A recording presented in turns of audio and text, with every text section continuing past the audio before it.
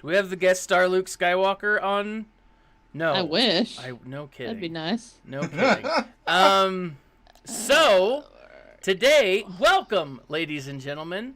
I am your host, Thaddeus from Going Nerdy, and I am joined by none other than my dear friends.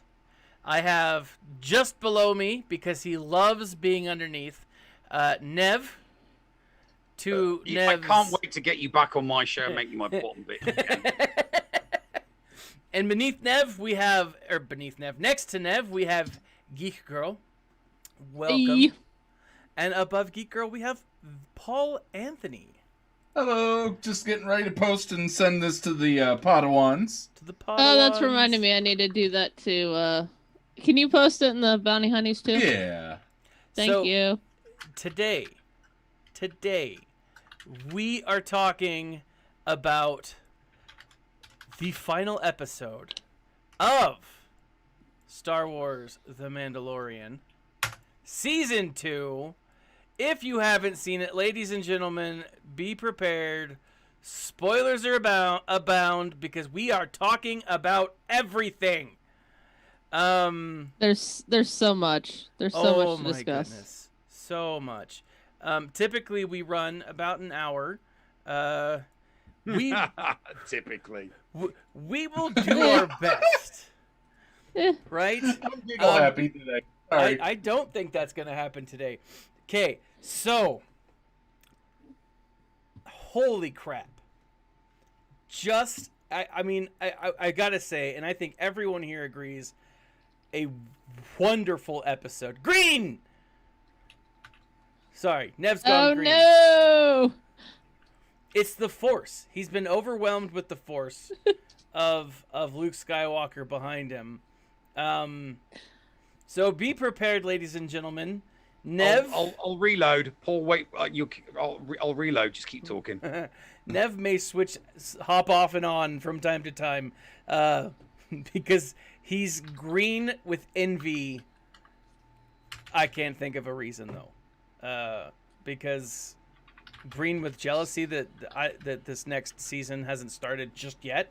I have no idea. They did start filming. They did. Finally. And they did confirm today that the Book of Boba is a separate miniseries that will run concurrently with each other. Did they? Yeah. They very well may interact. Yeah. It was rumored, but yeah, they did confirm. And that is huge. All right, Well, so I Book of think they didn't have Boba, a Chapter choice. 1, How to Escape a Sarlacc. Yeah, pretty much. Yeah.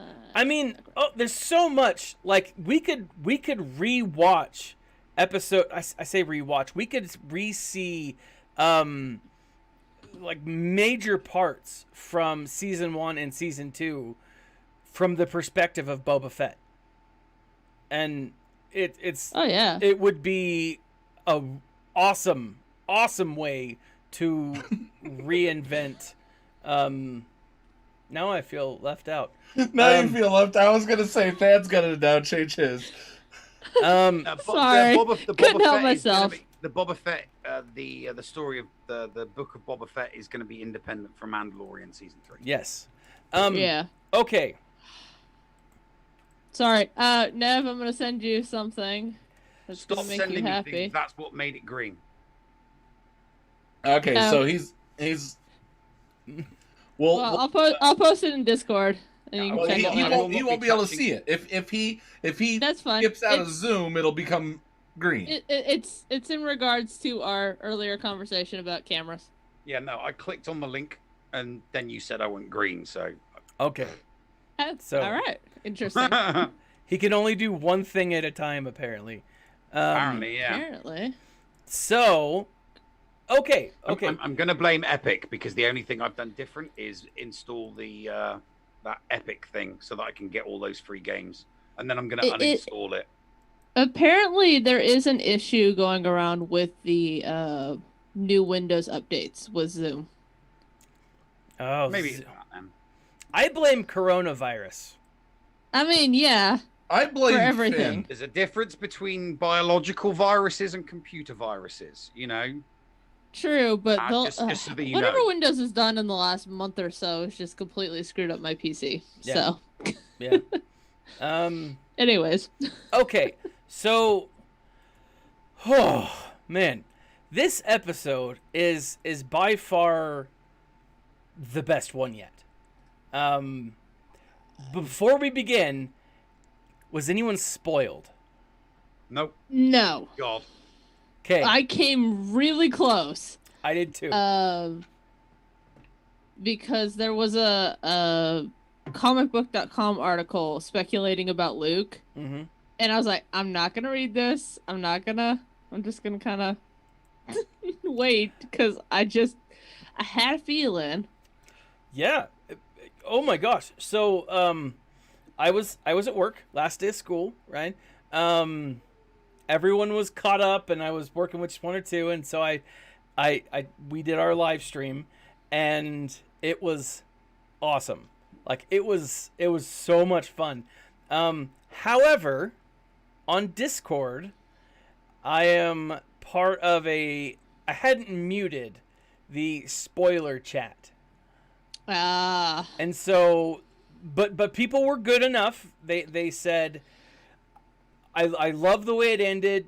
Very great fan service. I just wish they would have done it differently. And I was like, okay, well, crap. And my first thought, before we even began, I'm like, well, crap. They have Thrawn in the final episode, and it's someone that this person didn't want. And that is not the case. And I have to take my hat off to Paul, for I have lost the bet twice. I said Thrawn would be in this season, and he would be played by Timothy Olyphant. And episode 1 immediately shut that down. Immediately. And then this final episode was the nail in the coffin. So this episode starts off with a Star War, a space battle. Nothing but Star Wars. So as we go through, it's this cool moment where Slave 1, it is, we believe, still Slave 1. We've been calling it Slave 2 because it's not confirmed, but unless he got an identical ship, I'm starting to go with the fact that this is Slave 1. Yeah, because ship manufacturers only make one of a ship and never, ever, ever again. Yeah. But shut up. But no, I mean, it's likely that this is still Slave 1, but whatever. The slave ship, Boba's ship, comes in, and he is facing off. They're hunting down an Imperial. It's not facing off. They're fleeing, yeah. Intercepting a Lambda shuttle. Yes. On the Lambda shuttle is, I want to call him Pfizer. Dr. Pershing. Thank you, Dr. Pershing. You're welcome. Not Pfizer. Pfizer is a company of some kind, but I think they're a drug company. Thank you. They're a drug company. So, and they're not a sponsor of this show. But if they'd like to be... No, but I will gladly take one of their vaccines. Yeah, if they'd like to be a sponsor of this show or give us vaccines, we're here for you. We will shill. Maybe Nev. I feel like Nev might not shill, but yeah. Of all the rest of us, we'd chill. Anyways, so... I will not bow down to any sponsor. Yeah. I will not bow down to any sponsor. I will not chill. All right. So, as they're pursuing this, Pershing is like, "What's going on? We need to move." And then these pilots are like, "Look, you're not in your lab, so shut your mouth." And by the way, the pilots were once again small characters from Agents of S.H.I.E.L.D. as well. Were they really?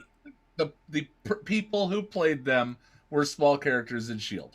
Awesome. I mean, I'm not surprised. Once you're in the Disney family, you just kind of keep going, you know, as long as you stay on the good side of the mouse. That's true. You do. Yeah, not they were want to played by Thomas E. Sullivan and Luke Baines. Luke Baines was the was the cocky one, and Thomas was the not so cocky one. So the first one to die.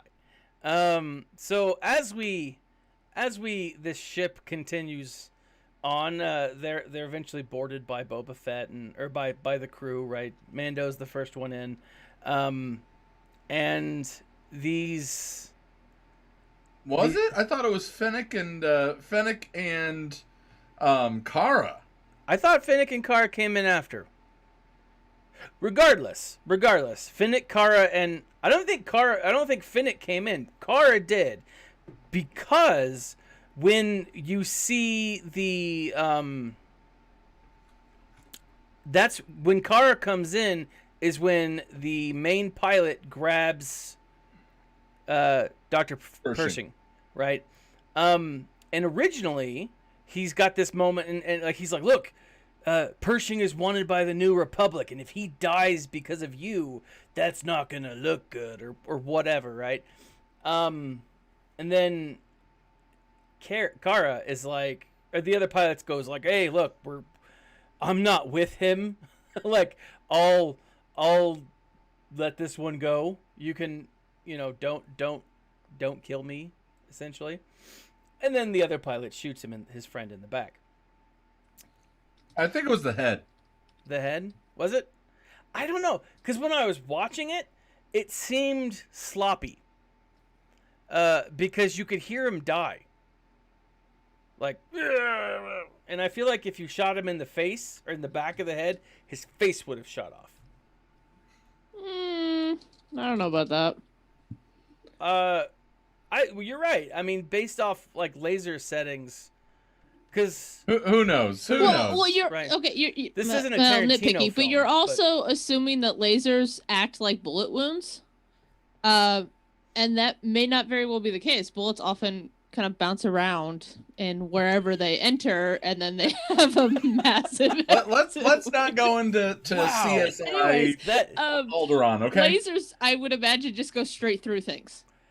Well, yeah, that's what I'm saying. Is like if you shot the guy in the back of the head, like it would have come out of his eyes, which would have looked really cool. Let's move on. But then, anyway, sorry. Pilot one has got Pershing by the head, and he is taunting Cara Dune, and like if you thought that this episode wasn't going to be awesome, this moment in the beginning of the episode was so amazing that any fear you had just flew right out the window, right? So this guy is taunting Cara Dune. He's like, he said, I saw the teardrop. And at first I was like, teardrop? What is he talking about? And I'm looking, Cara Dune has the little tattoo, right? Yeah, she has the rebel tear. The rebel tear. And that symbolizes, or at least from what we can speculate, that symbolizes Alderaanians who survived Alderaan. Yeah, that tattoo's always bugged the crap out of me. Has it? Perfectly honest with you. Well, the thing is, the same tattoo was used on slaves who were prostitutes from Game of Thrones. I'm not joking. Go back to, I don't know, season 4 or 5, where they're on one of they're in an area where there's slaves, and the slaves were marked with tattoos under their eyes, depending on what their profession was as a slave, and prostitutes had a teardrop under their eye. So Yeah. it's like, So I'm like, you stole that from Game of Thrones. Naughty Dave Filoni. But can you confirm that in Game of Thrones it was the rebellion tattoo? Game of Thrones came before this. I know, but and it's a prison culture that you got a tattoo if you killed somebody came before Game of Thrones. I'm just gonna put that out there. Yeah. We don't know that. Anyways, yeah. So he's goading her, and she's keeping her cool. She's keeping her stuff, and she's like, just let go, and we're gonna end this. But he keeps pushing her buttons. He's like, I was there. I was on the Death Star. Which one? Which one? Right? And she's like, oh, and so like it's this powerful back and forth, right? You see how much Cara Dune hates the Empire, but at the same time, you see just how powerful it is on the opposite side, because he's like, Alderaan was just a drop in the bucket for what we should have done to you, terrorist scum, right? And that is when, poof, shot in the face, you know? And again, had this been a Tarantino movie, that cockpit would have been just poof, brain matter everywhere, right? Like Filoni Tarantino, right? I mean, I'm not laughing at you, I promise. I'm laughing at Llama and the game that shall not be mentioned. Ah, gotcha. Which is a good segue, right? So for those of us who are familiar, we are all streamers of a certain game, and we do not mention that game during our live stream, and we ask that you do not as well. If you do, you will be put in a timeout corner where you can't talk for 2 minutes. And if we mention it, we are put in a timeout corner where we can't talk for 2 minutes. So, and if all 4 of us mention it, the stream gets awkward quick. So, where was it? Yes. Pressing is like, I got shot. You know, he didn't get shot, but like close quarters. You know, they He's killed. holding his ear because the sound of the blaster. Yeah. Oh no. Oh no. And so, Boba Fett's ship then lands. It's Sunday night. My brain shattered. And so it's Boba Fett lands, and what is the ship that we see when he lands? Anyone? You guys remember? So it's either a Gauntlet starfighter or a TIE Reaper. That's a gauntlet. It's a Gauntlet. Yeah. It looks similar to the TIE Reaper. But I think the Reaper has like a V above the top of it. Right? Am I mistaken? I might be thinking of the wrong ship. I'm just gonna go double check. TIE Reaper. But I think that it's a similar. I think that it's the Gauntlet, like Nev suggested, because I went back and I watched the Star Wars Rebels episode with Finn Rao, with the whole Mandalorians, and it's like a very typical Mandalorian ship, right? I'm going mute so audio doesn't come in. I'm going to compare the two. Okay, so I do think that it is the Gauntlet, but they walk into a bar.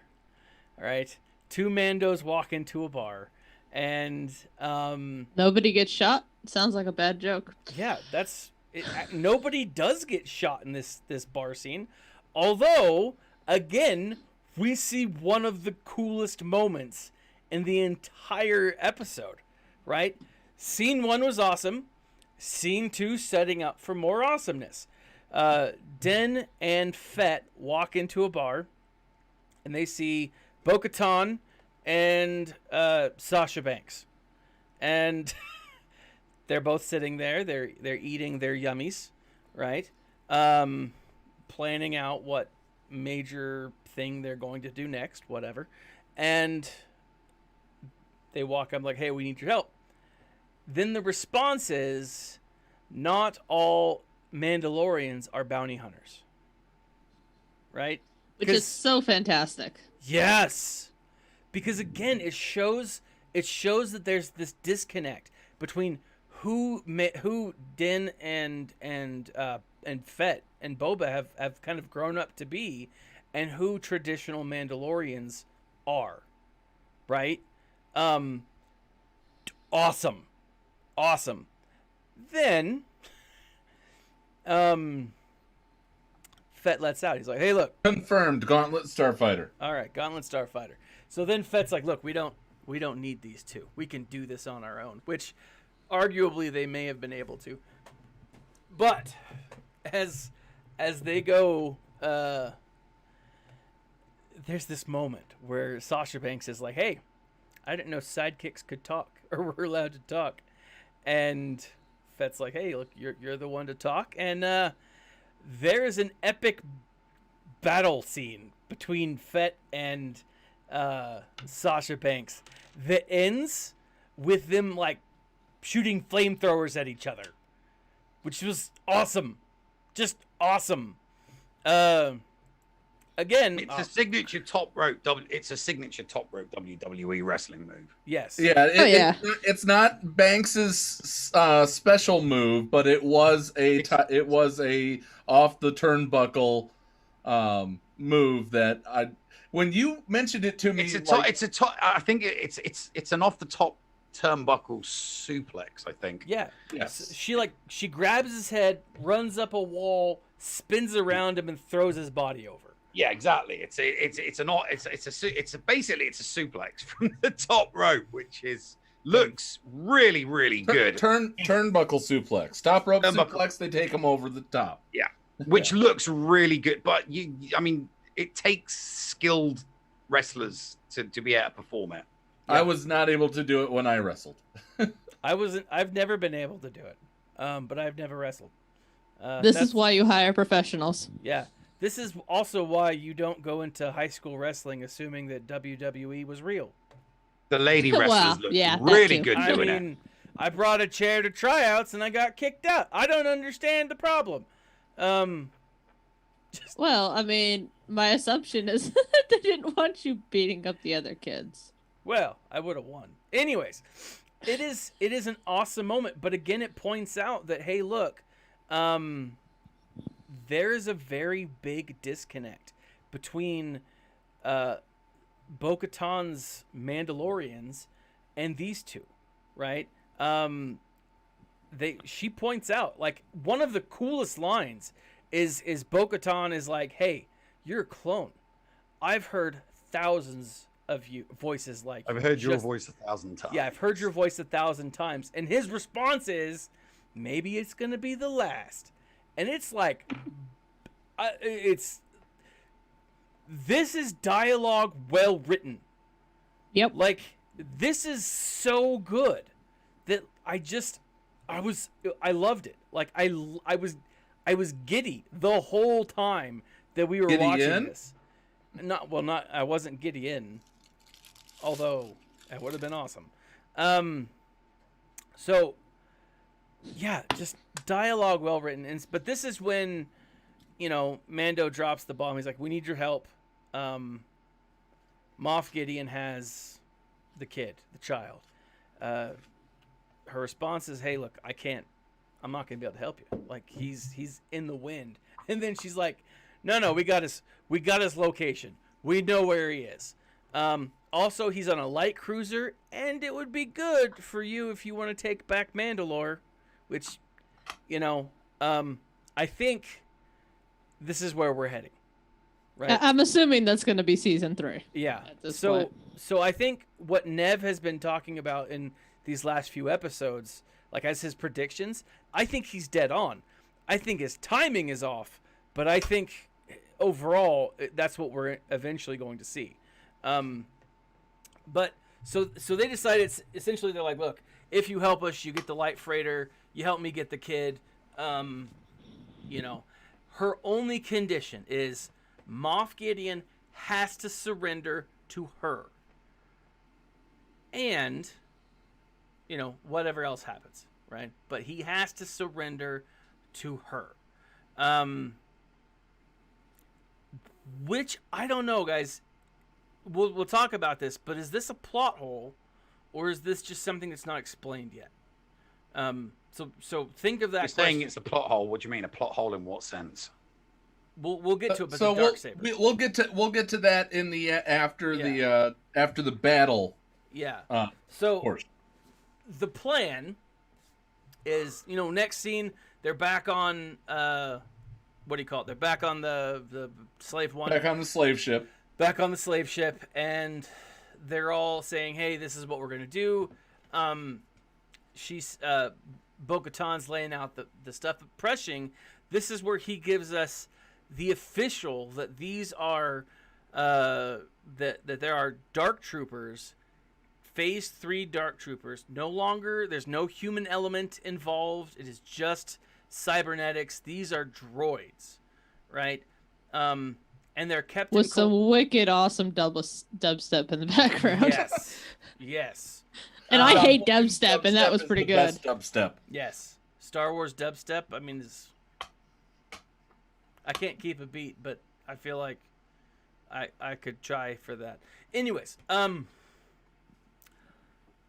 so here we go. This is where Pershing is like, look, these guys are going to be a problem for you, but it's going to take anywhere between 3 to 5 minutes to get them warmed up, right? It's not something that happens immediately, and we need to make sure that we can shut them down before they get turned on, right?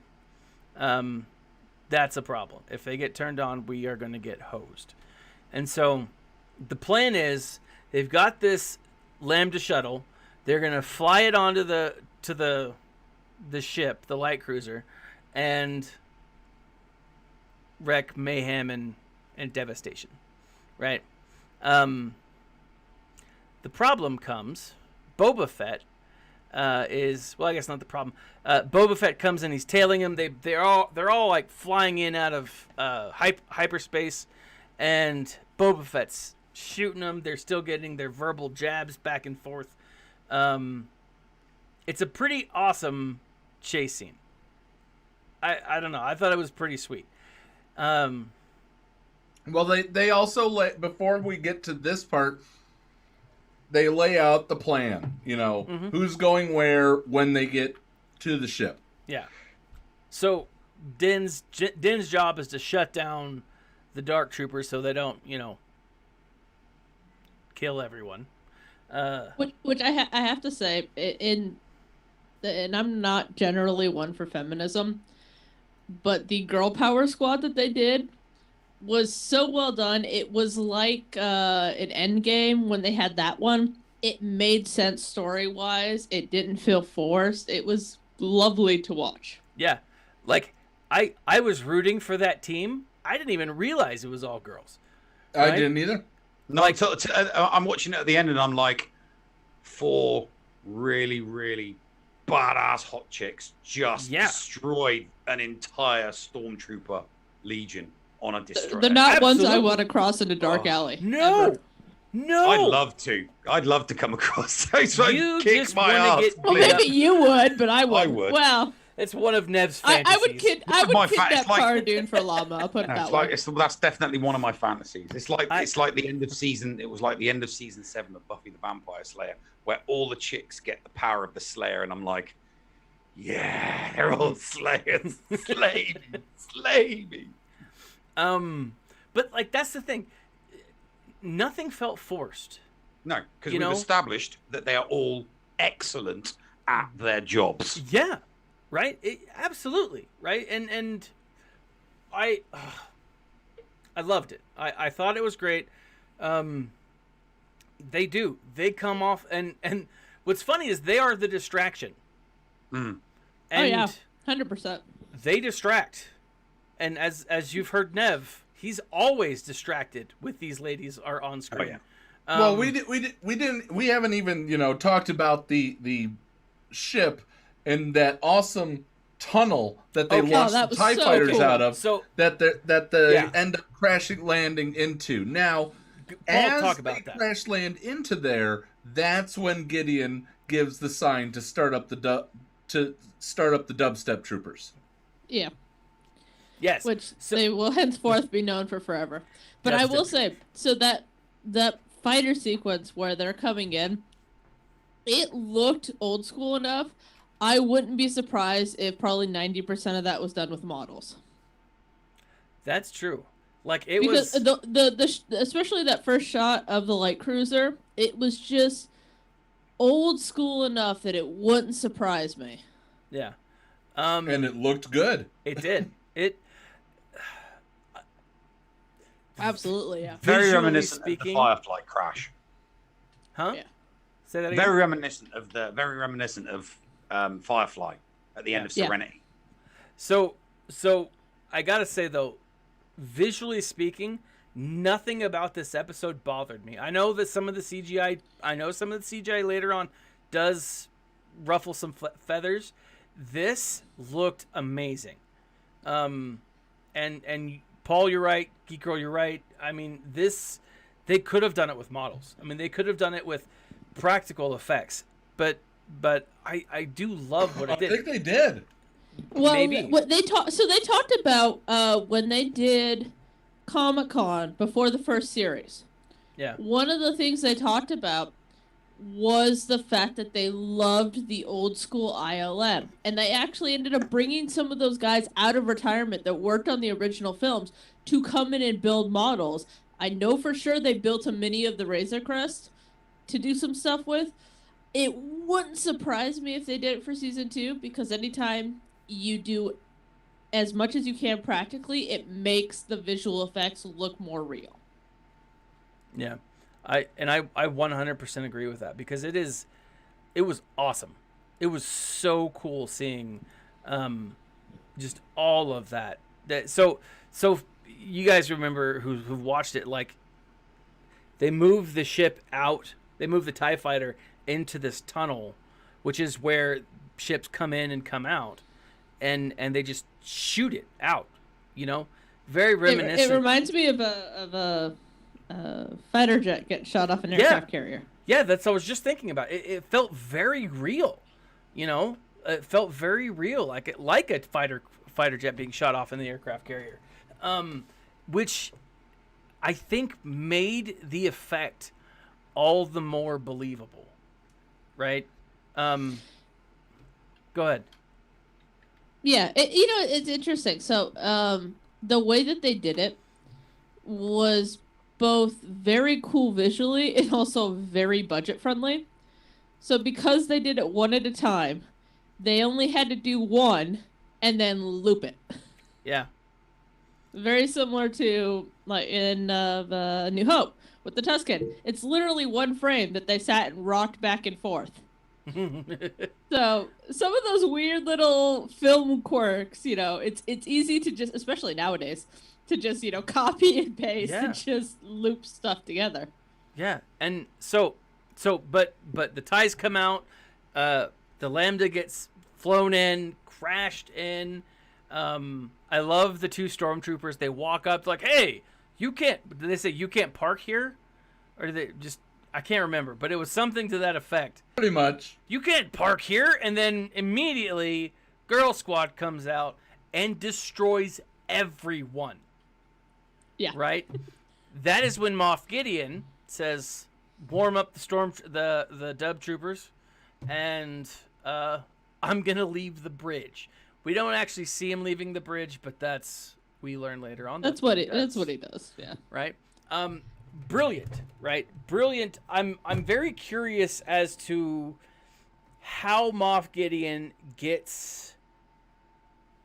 Is he a tactician like unto Thrawn, or does he just really good at reading people, or what? Because I mean, he goes directly to the source where they know that's what he's going to do. So he goes in to the cell with Baby Yoda. That we learn about that here in a moment, but Girl Squad goes in, starts demolishing stuff. Just crazy awesome fight scenes.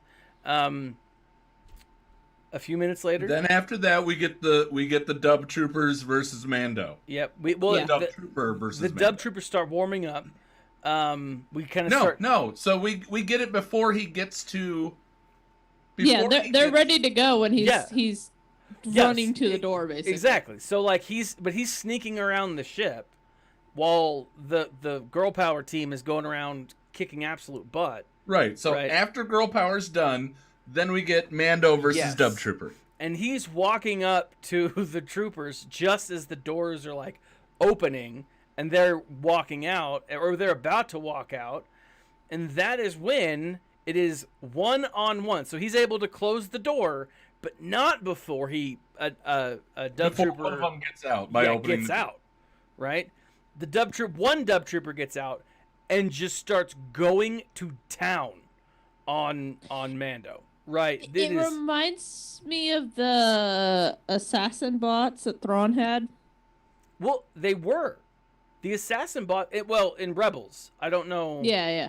So the ones in Rebels, I do believe, are the same series. I don't think they're the same components. I'll have to relook at that one. I can't tell. I don't remember off the top of my head. But now that I'm thinking about it, the assassin bots that Thrawn was using, those were the ones we saw when we saw Elsbeth, Morgan Elsbeth. Those were the ones that we saw, and those were the ones I think are similar to Thrawn's, but they were DT series sentry droids. Yeah, they were similar.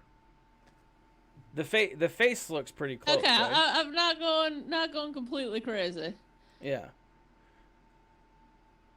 So, the fight scene between this droid, this dub trooper, and Mando was amazing, right? The trooper's just like punching him in the face, and his helmet keeps getting further back into the wall of the ship until Mando lights him on fire, which doesn't stop him. I know, right? Right? I mean, like, it was insane. Like, as we were watching this, I was like, okay, if I were on fire, even as a droid, I'd be like, okay, I'm on fire. This isn't good. But, I mean, yeah. There were a lot of points where I think that the droid should have just crushed his larynx. Mm-hmm. Yeah, that too. There were a few. I rewatched it earlier today. I watched the last 4 episodes. Okay. What are you thinking about these Dark Troopers? Yeah. Need some generic bad guys.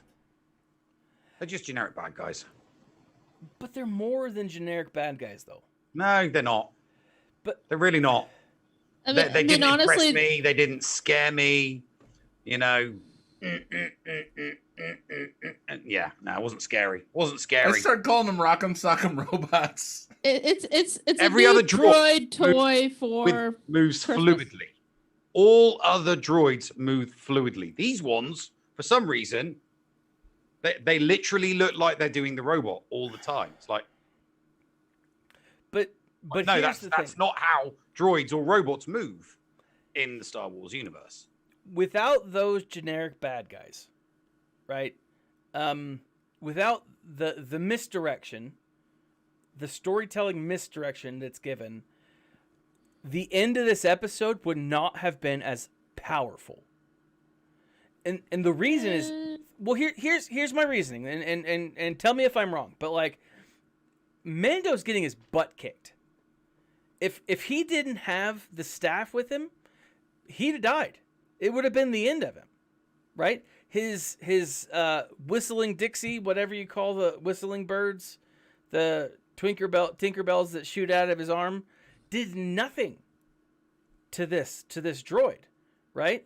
It did absolutely nothing to the droid. It wasn't until he was able to, he took the Beskarian spear and shoved it. The whistling bird hit the joints to distract it enough for it to raise its head to get the Beskar staff in the. All right. So it was. The whistling birds did whistle Dixie enough. Okay, because they were more of a distraction. Okay, and if that were the case, then it makes sense. But again, what this moment showed us was that Mando alone can't take on one, much less a platoon, right? And there's a fear that comes as they are kicked out, right?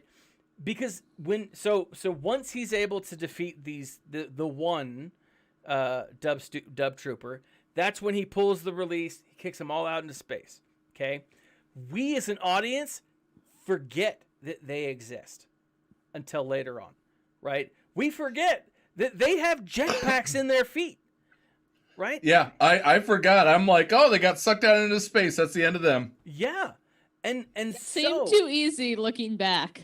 it was. Yeah, definitely looking back, I'm like, okay, that seemed right. But in the moment, the first time you watch it,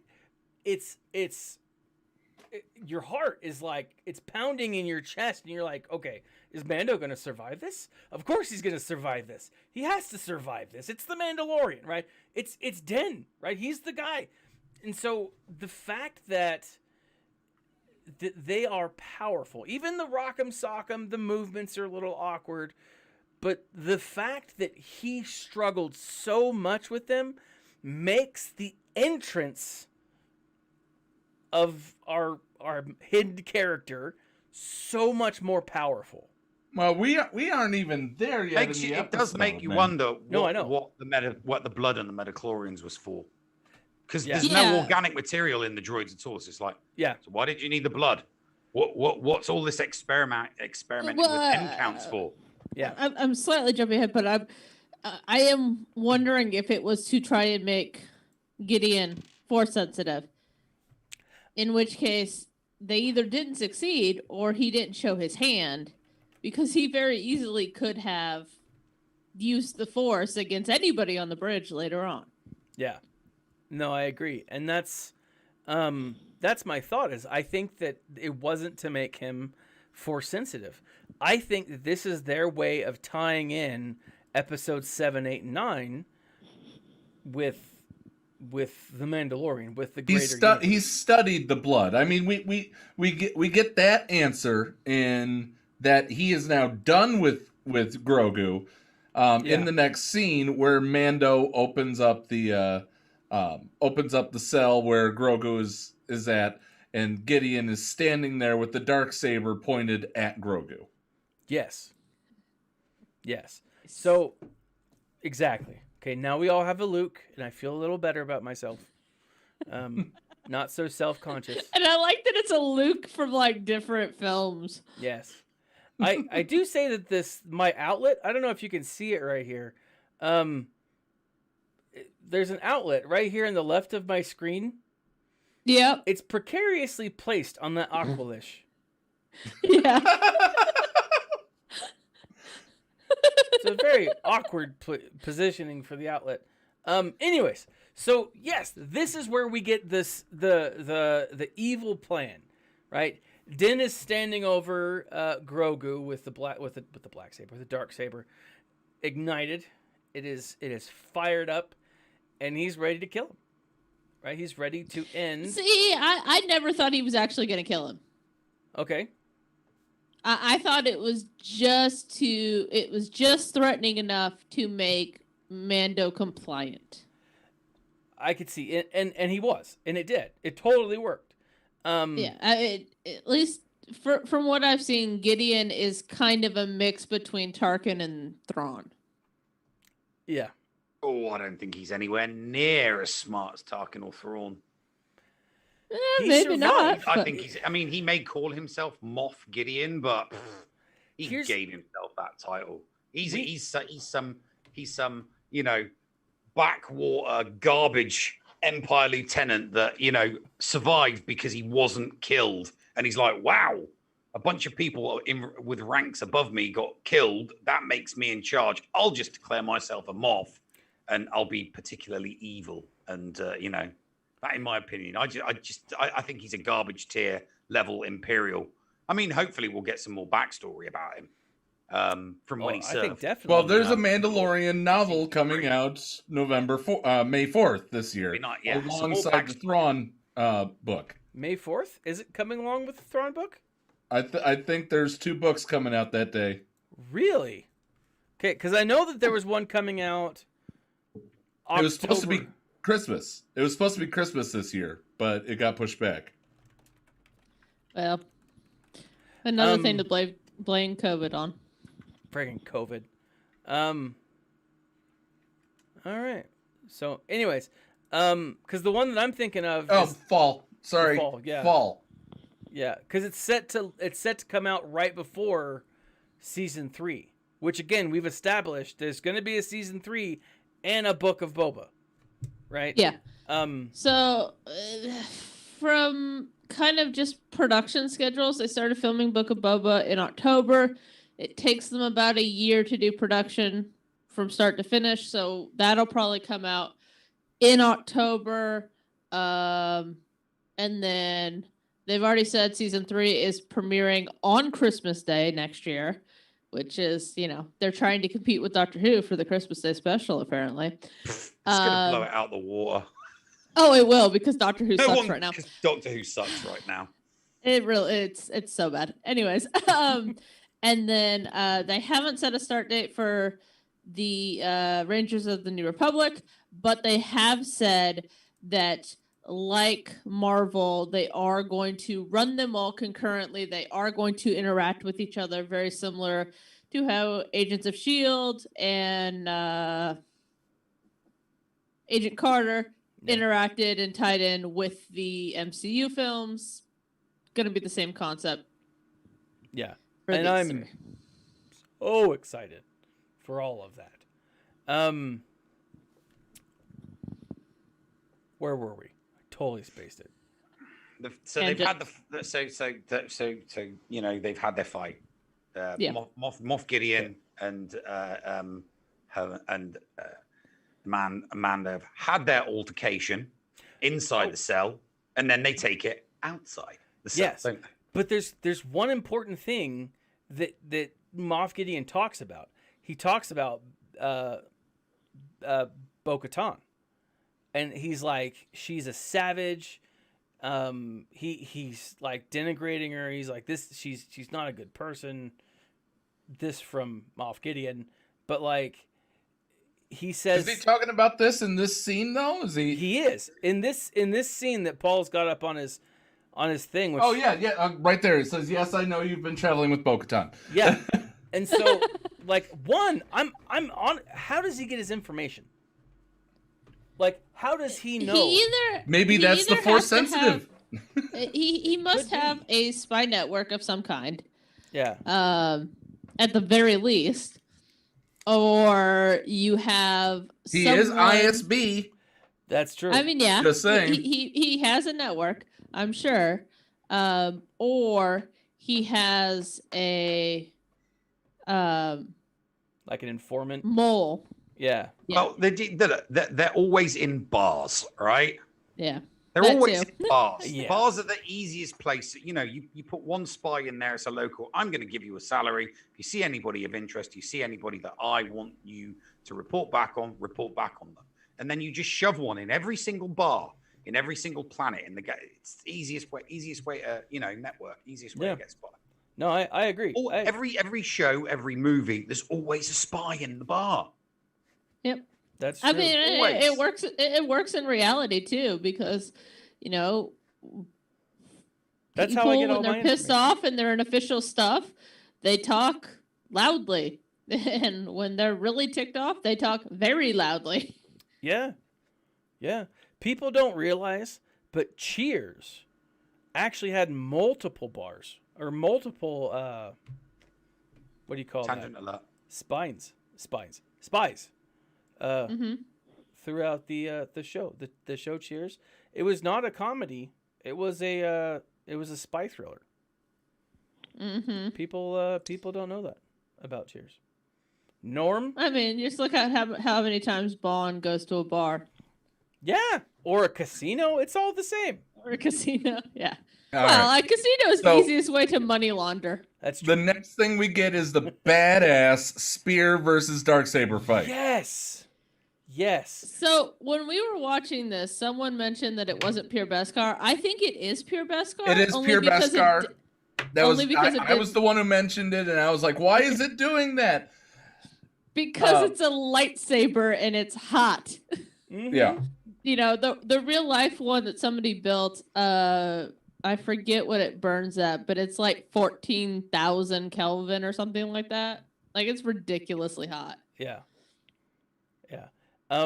But this scene is awesome. Now, Oh yeah. he disarms him, and he leaves him alive. And I love this, but Moff Gideon's initial response is, "You're keeping me alive." this should be interesting, right? Because he knows how Bo-Katan is going to react, right? Now, while this is all going on, Bo-Katan and Girl Squad have gone ahead. They've taken the bridge. They've made sure that everything's okay. All the bad guys are dead, with the exception of Moff Gideon. They're like, "Where's Moff Gideon?" And then, then the fight scene. Then in walk, baby Yoda, Grogu, Din Djarin, and Moff Gideon, and with the Darksaber. And the snide comments start flying from Moff Gideon. Oh, he's just so passive aggressive. Oh my gosh, yes. Like, it's so frustrating. It was so frustrating. I'm also convinced that what's her name that plays Kara has to be able to say Dank Farrik in every episode, because I'm pretty sure she said it in every episode this season. I think she has. I believe that it's been said in 6 of the 8 episodes. She didn't say it in Mayfeld one, but yeah. I just wanted Bo-Katan to say frack. Oh, I know, right? That would have been I just love that at one point her gun jammed, and like every other normal person in the world, she bangs it on the floor and it starts working again. No, it doesn't start working again. She bangs it on the floor, and then because it doesn't start working, she uses it as a freaking club. But she Look, when you get a jam in your rifle, you've got to clear. When you get a blockage or a stoppage, you've got to clear the blockage. You've got to stop that. You will get very, very rough with those. You can bash those things. All right, it's not made of glass. All right, a rifle isn't made of glass. You can bash it around. You can be rough with it. Okay. So just hitting it on the floor, that's not going to damage it. All right. No, Trust me. No. My only concern with doing that with a real gun, or in this sense, a laser gun, I'm a klutz enough that my finger would slip onto the trigger and I'd shoot myself in the face. Okay. A couple points. One, that's why there's things called safeties. Klutz. I'd forget to put the safety on. If your weapon's not working, it's working parts to the rear, right? And you're looking in it, you're like, oh my God, what's the blockage? Please. And then you start moving the working parts as much as physically bloody possible. You taking your magazine off, you're checking everything, and then you put it all back together and you try and shoot it. And if it doesn't, bash it. Yeah, and that's why you point it away from you and downrange at all times. Point it in a safe direction. That's true. Okay, I have to point out that Nev said all the working parts are in the bottom and that there's a blockage, and if it's not working, you have to hit. Are you wanting me to check the tape later? Come on. I'm pretty sure Nev just made a poop joke. It was a very convoluted poop joke. That's all I'm saying. It wasn't a poop joke. No. Back at it. They're on the bridge. Gideon's being all snide, and it all culminates in this scene where Mando is trying to hand Bo-Katan the Darksaber, and I have a theory about this. She can't take it. Okay, and Geek Girl, what's your theory? Because I have one too. Okay, so after going back, so we discussed this Friday night in the after show, and the part of my brain that kind of put everything together, when Sabine found it, they found it on Dathomir after Maul had already died, right? Yeah. So because she didn't have to win it in Conquest, by the laws probably of Mandalore and the way that they work, I imagine due to Conquest, I could be wrong.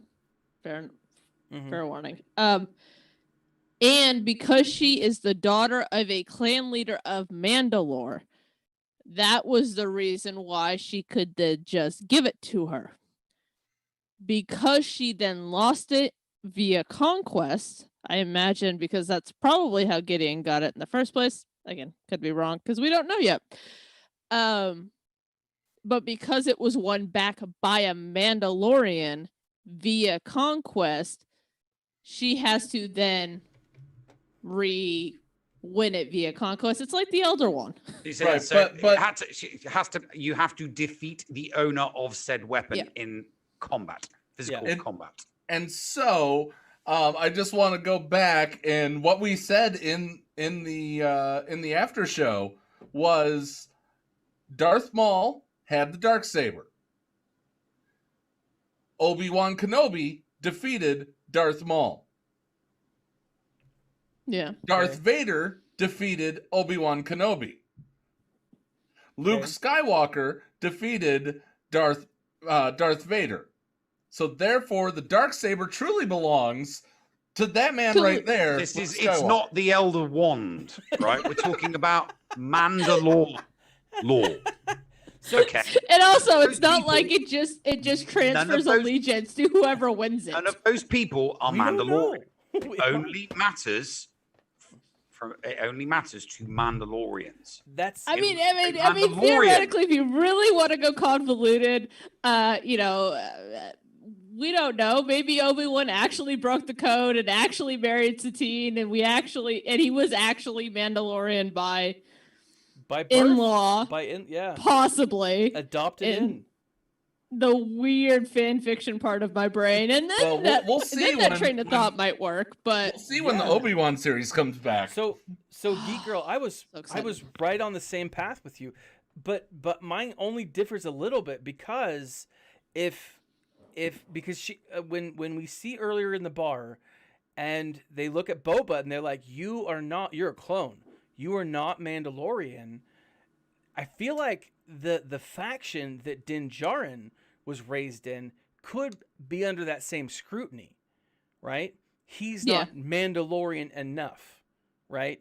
And maybe it does have to be given by someone of rank or status or blood purity. Yeah, they're even. filthy mudbloods. yeah, basically.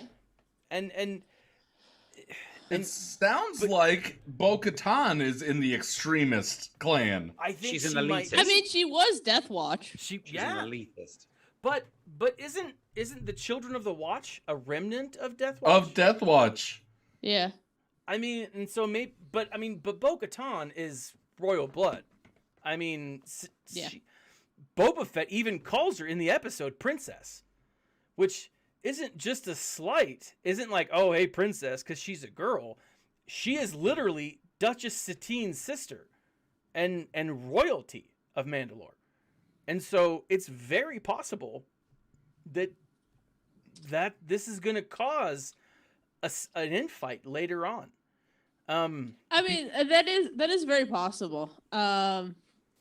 It will be interesting to kind of see down the line what happens. I mean, who knows at this point?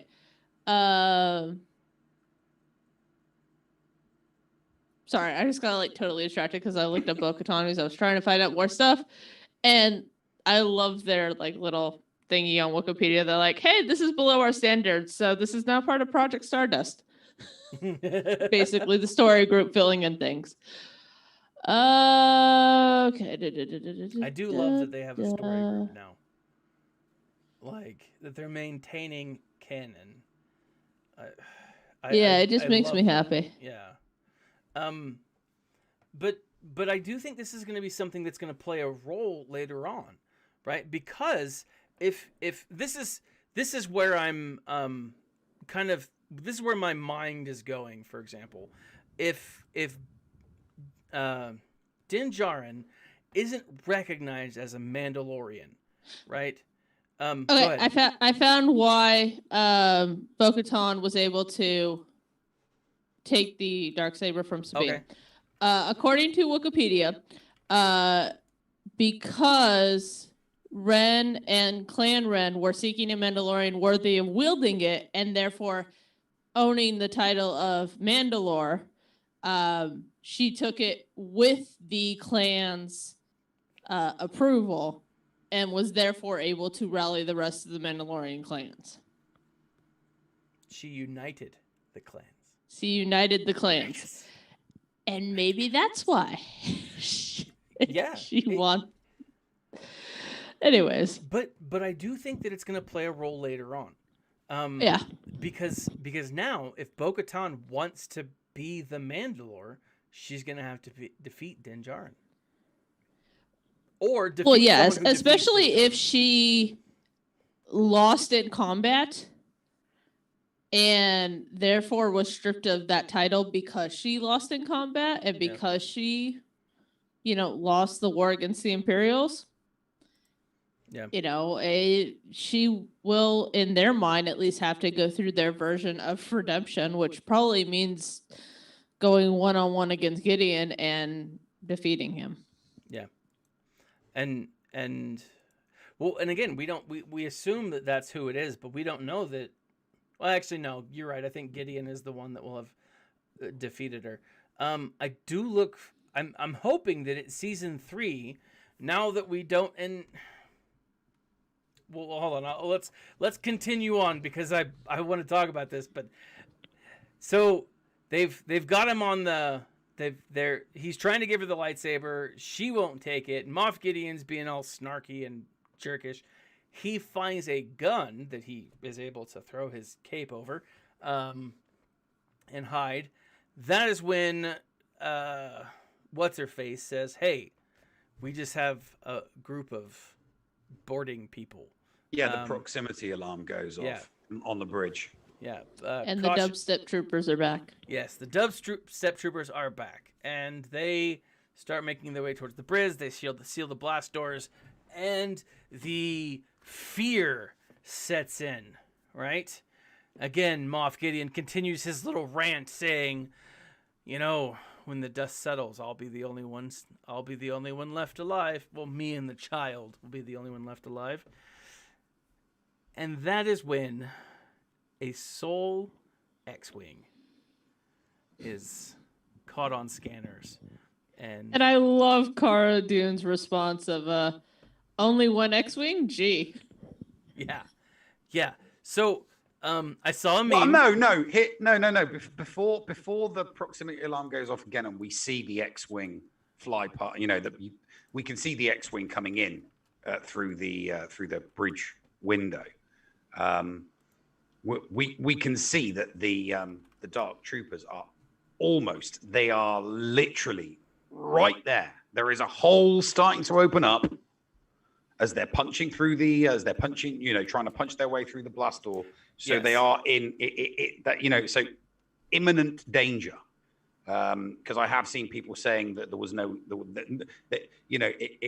they were overpowering and they were never in imminent danger. And I'm thinking to myself, there was an entire squadron of robots and only 2 of them were required to bash the crap out of the blast door. Yeah. Yeah, exactly. So that they're about to get through, and then the proximity alarm goes off, and then we see the X-wing, and then we see the Dark Troopers stop trying to bash the door down. And I do Gideon find it takes interesting advantage that of they did that. that. And Gideon takes Yeah. advantage of the stoppage and starts shooting at Bo-Katan, and then when he realizes that Bo-Katan got away, he aims for the child. He aims for Grogu, and Mandalorian dives into the way. Yep. And they're able Yep. to. And then he tries to commit suicide. And they he stop tries him. to take his own head off, and Cara Dune just rifle butts him. Yeah. Yeah. So I don't know what I was doing the first time, but I missed that. Like, I missed the rifle butt. Like I saw him diving in front of Grogu. I think I looked away for like 2 seconds, but on the second rewatch, I saw Cara Dune just popping him, and I saw him go to shoot himself. Like, I was like, what? What else did I miss that I wasn't paying enough attention to? But like, holy crap, right? Again, it's that fear, because we don't know what's gonna happen to Grogu, right? Again, We also don't know who's in that X-Wing. I mean, all of us assumed, rightfully so. well, hold on. But Hold it on. could have been anybody. That it was not Trapper Wolf. Filoni, but the other guy. Not Trapper Wolf, but the other Yeah. pilot. I thought it was Yeah. was the other people that in X-Wings that we've seen so Yeah, far. I was before it happened when they're at the door and they're pounding. I'm like, okay, here we go. This is where, because obviously I was thinking it was either going to be Ezra or Ahsoka that was Yeah. going to Yeah. rock up. That's what I was saying, that they were going to. So I'm thinking to myself, here we go. And then I saw the X-wing and I'm like, what? Yeah. Ezra and Ahsoka wouldn't turn up in an X-wing. So No. Turn up in a that threw Phantom. me off because I was exactly. expecting one of those two to rock up. Yeah. But when Yeah, I saw the they've done X-wing, I'm like, hang on a minute, an X-wing? What's an X-wing doing turning up? Yeah. So- They've done so many Rebels references this season that I was convinced it was either going to be Ezra or wishing that it was going to be Cal. Cal would have been awesome. When they announced Fallen Order 2, I was like, oh, okay, no Cal. That makes me sad. But and if they ever break him to live action, I want him played by Rupert Grint. But that's a slightly different conversation. Oh. So yeah, the But yeah, and then X-wing they start lands. doing It has to be Cameron. Yeah. It has to be Cameron Monahan. He's literally the actor. He's the voice, right? He's the voice and the CGI basis. Yeah. We'll see. But yeah. I So think the- they will, so but so we see them through the window, and then they start looking at the screens. Grogu's looking at the screens. They're all looking at the screens. The CCTV picks the X-wing going all the way into the bay. It lands, and then everybody's just watching the screen because it's like, okay, Who's so it gonna this be? is so who is this person that the dark droids have all stopped, doing their thing for? yeah. Yeah. And And then- Although then it someone is gets interesting. out. So because they stopped and turned around, was it the proximity, or were they programmed I think to they were programmed. recognize the top level of the rebel leadership? Dark think- Troopers were probably engineered to hunt down Jedi that survived Order 66. Yeah. That's my thought too. That makes more sense. Because I don't think the proximity alarm went off the second time. Did it? Yeah, no, Not- it did. not There when was, he- there was a proximity alarm on the bridge when the X-wing was coming in, because But- you hit the alarm and Oh then yeah, we did. That is true. We did have a proximity alarm for that. there was a proximity alarm on the bridge, and then there's another ship coming in. Yeah. I don't know which character said it, but somebody said, Yeah. obviously they heard the alarm, they looked at the screen, there's another ship coming in, and then Yeah, because they tried to get him to identify himself, Yeah. and he wouldn't. and And had he, it would have ruined the surprise. Oh, of course. Of course. Yeah. Although saying that, if they'd actually said, if they'd used the line used for A New Hope when he's on the detention center and he opens the door, if they just used that line, it would have that would have No. been cool. It would have made it perfect. all I was asking for was just a tiny little bit of fan service, just a tiny bit of fan service. Oh that my one god, we line. got plenty of fan Yeah. service. I was gonna say we got a fan lot of service. fan- Okay, in no, whoa, no, it's not fan. Dr. Evazan and what's it, Pando Boba in Rogue One. That's fan service. Fan service is when you throw something in there that has no meaning whatsoever. It's just fan service. Okay. The character that we're about to discuss coming in has more meaning going forward with the story. Fan Okay. service is just throwing something in there. Just, oh, look, here's something that you'll like. And it's all old school and it reminds you of a movie. And then that's it. They're gone. Never to be. That's fan service. Okay.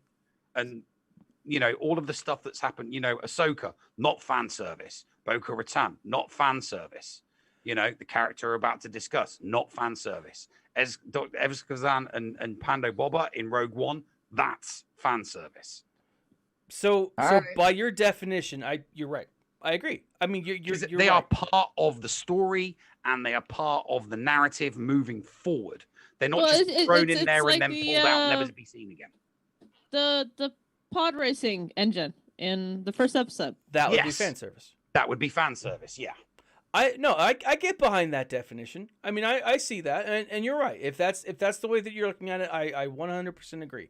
Luke Skywalker, we don't see him at first. We just see a cloaked person walking through the halls with a green lightsaber. You see the gloved hand And That was when that was the glove. When I saw the black gloved See, hand, when it was and the green, I naked hand, knew. that was it. I'm like, Okay, so the green lightsaber, I had my suspicions. yeah. But when I saw the black hand glove- reaching out with the left hand reaching out with the Force, I had bigger suspicions. The gloved hand, that was when I knew. That sealed it for me. Yeah. So I saw, And now I could finally put that up there. yes. So I when I was looking at it, I saw the tip of the lightsaber. Just the tip? Just the tip. And I was like, that's the only part that matters. it is. Alrighty then. Wow. I guess I started that. That's my own fault. Yeah, you started that. But I saw it, I was like, that looks like his lightsaber. But because, and it wasn't until one of you guys said, it's the glove, it's his hand. And I was like, okay, that's all right. But I still was holding out hope. Like, I didn't want to get my hopes up until I saw his face. Right? Actually, like, I legitimately never thought they were going to bring in Luke. I will say I was slightly disappointed. This would have been the perfect chance for them to bring in Sebastian Stan to play young Luke. Oh yeah. Well, And maybe they'll do that going forward with Jedi Academy and da-da-da-da-da. Maybe Yeah. he couldn't do it because of Falcon and Winter Soldier that was filming at the time. yeah. But it would have been so perfect. Yeah. So this is what I as I was. Oh crap! I totally spaced what I was gonna say. I loved it though. Oh my gosh. Oh no! Seeing him, like yes, the excitement of seeing him, but then seeing what he's doing to these dubstep troopers. Oh, I it mean, was the hallway scene from Rogue One. yes. No, Like father, like was, son. It was a million times better. It was. But it was that. Here's the thing. It was that same moment. Okay? It was the same moment with the hallway scene in Rogue One. It was the same moment in Clone Wars with Maul walking down the aisle. It was the same feeling here. You got excited. And I'm excited now, just remembering it. Like, you see power. You see the Force. You see why people love the Jedi, right? Yeah. Here is the person who's come to the rescue, right? And you see, and like as I was looking at this the second time, I was counting. He did like a force pull. He did a force push. He did a force crush. He did like all kinds of awesome lightsaber things. He did so many different like Jedi things, like attacks, fight scenes, whatever you call it. It was amazing. Okay, Neil, go ahead. You got something here. Yeah. No. It's just the way that Faddy's is just like lightsaber He's getting a little things. excited. He was doing lightsaber things. Yeah. I can't think of words because lightsaber things, right? He was lightsaber dueling. Duel. That's was what you do with a kicking lightsaber. ass. You duel, sir. You duel. It was awesome. It was so Oh God, freaking yeah, no, cool. it was. It was incredible. But it was that same feeling that that I got in Rogue One when you saw Vader doing it. That I felt when you saw Maul pulling off parts of the ship and throwing them at the clones. He killed a droid with another droid's head. Like that's it was I'm glad you're excited. I will say I rewatched it a second time a couple of hours ago, and I got bored halfway through it. Did you? Like the lightsaber fight. I was so bored. I was like, this is not rewatchable action. And I don't know if it was the directing. I don't think it was the fight choreography, but it just once I knew it was Luke, it lost a bit of the excitement for me. And Alright. maybe that's just because I'm super critical, but All right, Paul, you were gonna say something there. Go for it, man. No, I didn't find it boring. Yeah, I tweeted about it. I've not felt that emotional about Star Wars since they dropped the moon on Chewie and Vector Prime. Oh wow. Yeah, that is Interesting. that's I was trying to remember what, I was trying to.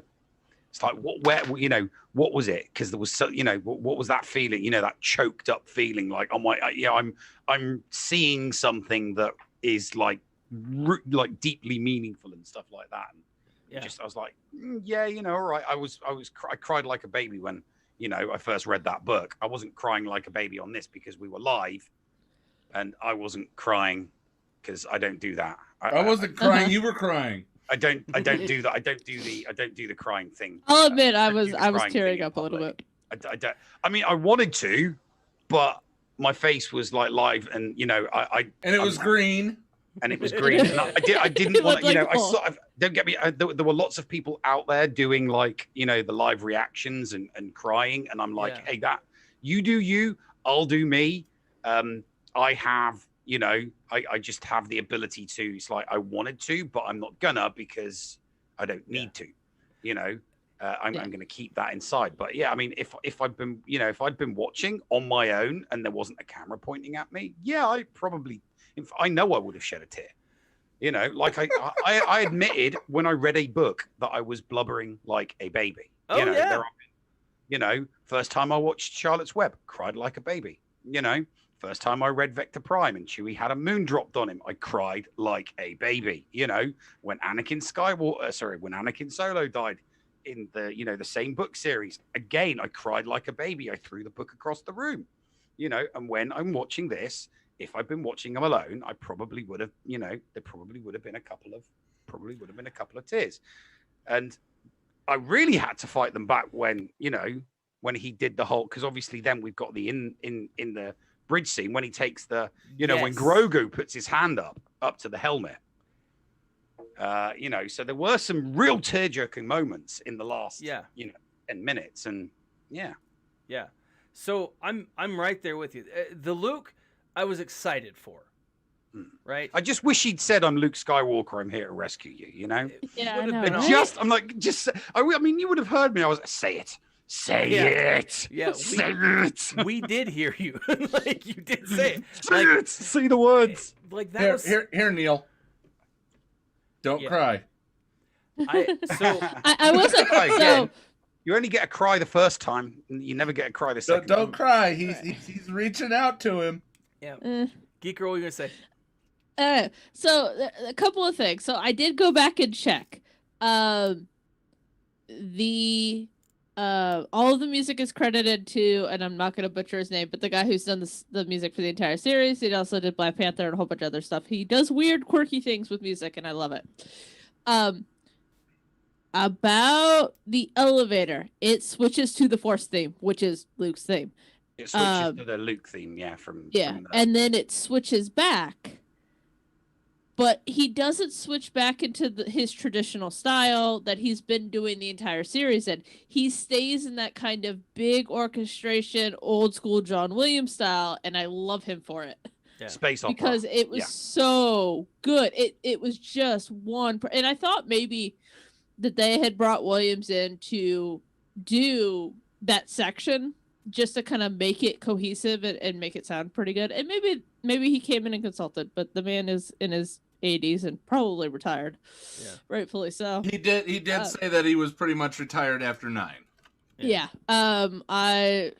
He may do the odd Spielberg film, but I love him. He inspired my career in music, and he has inspired countless composers for years to come. But I just found it like it could have been very easy for them to play the Force theme and then just move back into kind of the rest of the style of the show. And the fact that they didn't not only shows the respect that they have for the original music, but the respect for the man who wrote it to stay within that style to make it cohesive. Yeah. Does that make sense? Yeah, it does. And I think you're right. And I think that's such a cool thing that I think that all of the cast and crew who've been working on this I have to applaud them for the things that they've done like that pay homage to the originals, to the original storyline, To the source material. Yeah. Yeah. When it's so easy to say, hey, you know what? I'm doing my own thing now. I've got a movie. I'm going to make these random people go to a casino planet and make a statement about horse racing. Yeah. Right? Yeah, and screw the slaves. Yeah. Yeah. Who gives a shit about the slaves? I want to save the animals. Yeah. You cruel, evil woman, you.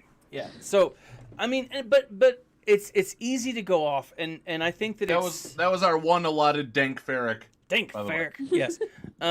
It's easy to go off and do your own thing, and it's not easy to pay homage in a way that people feel the connection but don't always recognize it. Because I felt like this felt powerful, and it wasn't until you explained it I was like, that's why, that's what it is, right? And I think it's so cool that they've made an attempt, and a successful one, to bridge the gap, right? To pay homage, to be connected, because that's what I think we all hope they do moving forward. Oh, yeah. I can't there were wait for the several next moments cameo. throughout that they did that in. Yeah. You know, even just like I geeked out because they brought back the original blaster sounds from Attack of the Clones for Slave One. Yeah. It just made me so happy, you know. And it was all those little tiny moments, you know, the old school original hum for the lightsaber that they brought it back. Yeah. You know, the one that is just very distinctive to Luke. There was just all these little tiny moments.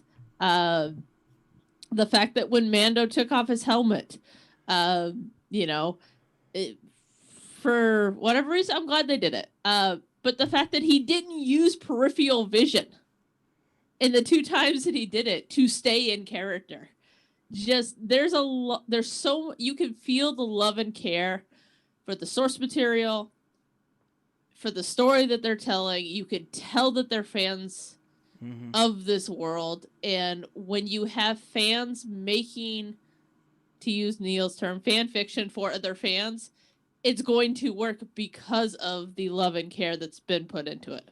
Yeah. Agreed. 100%. Well, let's talk about that. So Luke walks in, but he's walking up to the door, and Din's like, "Open the door," and the rest of the, like, "No, did you see what he just did?" And then Din walks up, he pushes the button, he opens the door. Luke walks in, takes off the hood. Right, cool, epic moment that we see here. Awesome. I'm Luke Skywalker. I'm here to rescue you. Damn. And then that would be the fan service. That would be the fan that service. would be the fan That would have service. been the fan service.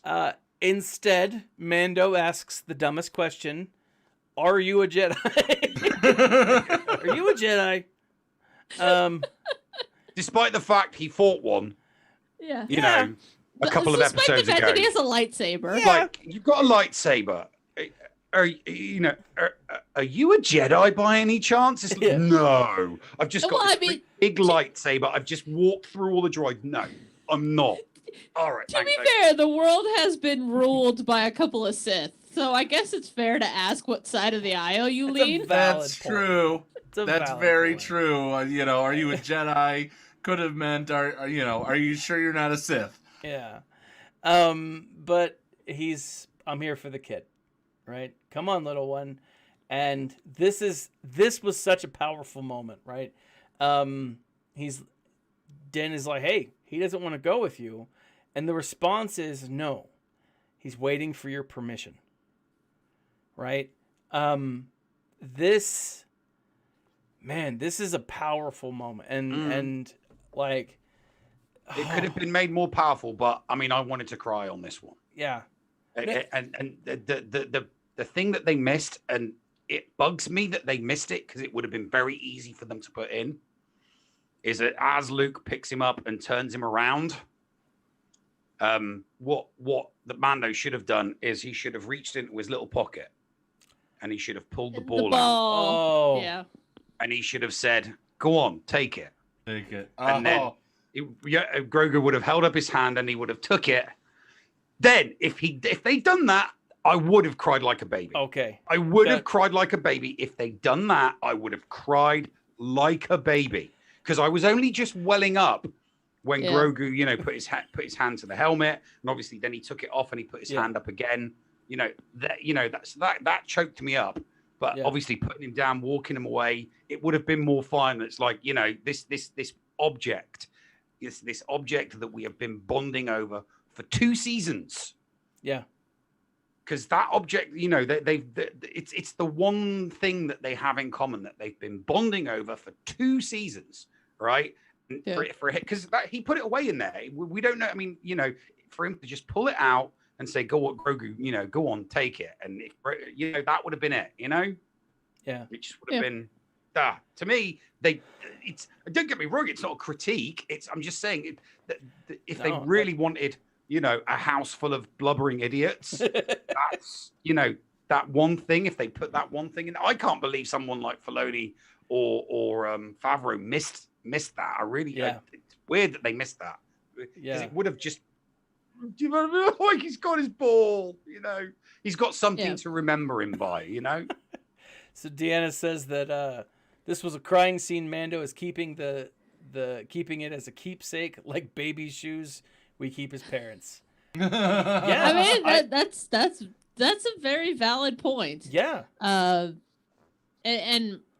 I'm assuming at this point that they are setting up the stage for the Jedi Academy. Mm-hmm. And I forget who pointed it out to me, but someone mentioned this now makes Kylo Ren the most hated man in the universe, even more so, because the implication is that he killed Grogu.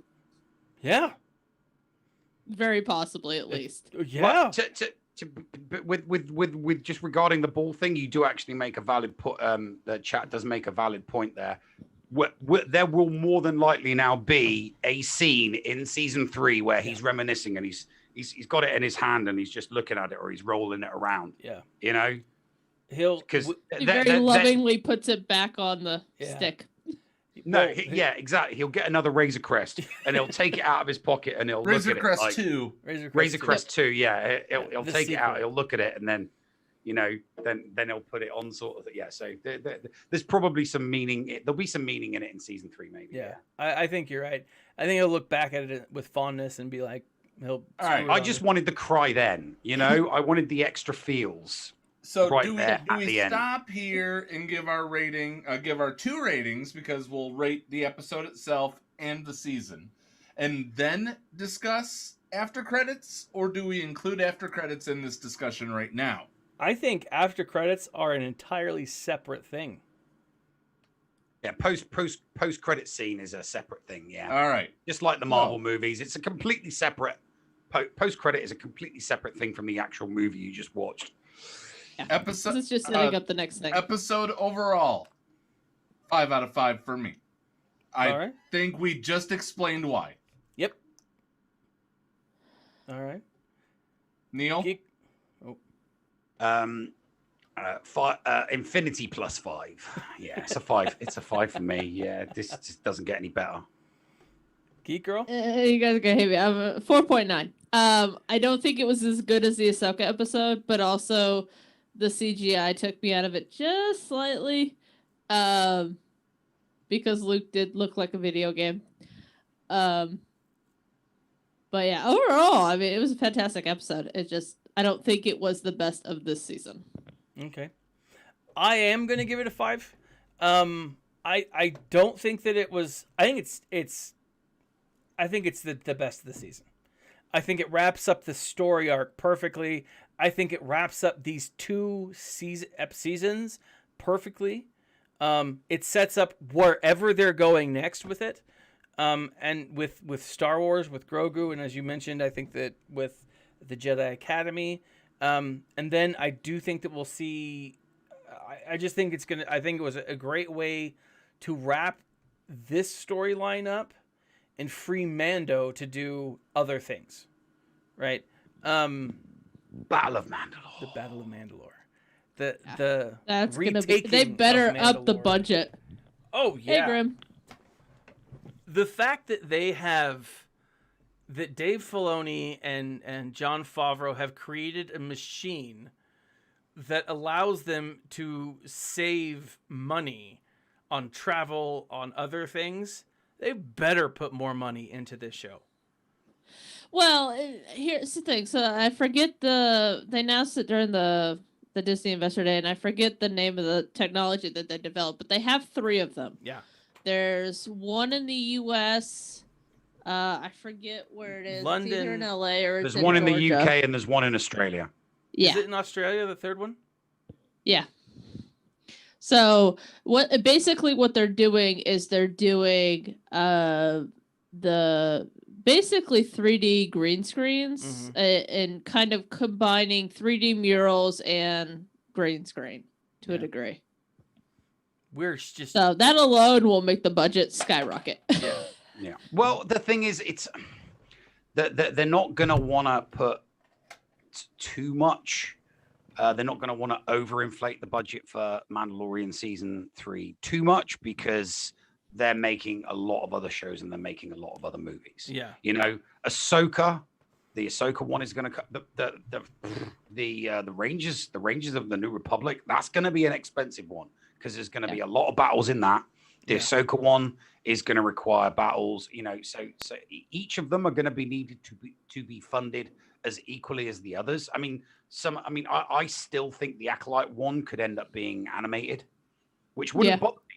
We know that they can. I mean, all right, not every animated one is good. We know Rebels was good. We know the Clone Wars was good. We know that that Resistance one wasn't. Yeah. So they get it right, and like with everything, some things you get right, some things you don't get right. They've got it more right than wrong with animation. So I don't think that there would be any issues there with having another go at doing one of those shows as animated. But I am going to alter my theory regarding what I think is going to happen. You mentioned the sequel trilogy. Now that they've integrated Luke into this, the big culminating when they cross over the Mandalorian and Ahsoka and the Rangers of the New Republic, when they do that great big crossover, I do think it's going to have something to do with the Veil of the Force. It's going to be a world between world type event, and that's when I think that they do an episode where it's like we can stop all of these billions of people dying in the future. Someone's going to have a vision and say billions of people are going to be killed in the future, and we can stop it at this one event using the Veil of the Force. I always said that it would be Ezra. I thought it would be cool to bring Ezra and make Ezra the person that faces Palpatine in the Veil of the Force as Palpatine's spirit tries to escape the Death Star. I now think it's going to be Luke because they've reintegrated him into the TV show. Yeah. All I right. think that makes sense. So a couple of things. I pulled up the list of Disney shows. So Acolyte is set around the High Republic, and they're theorizing that it's going to be the origins of Palpatine, which will be interesting. The 2 that are going to be animated are Visions and Bad Batch. The rest we know.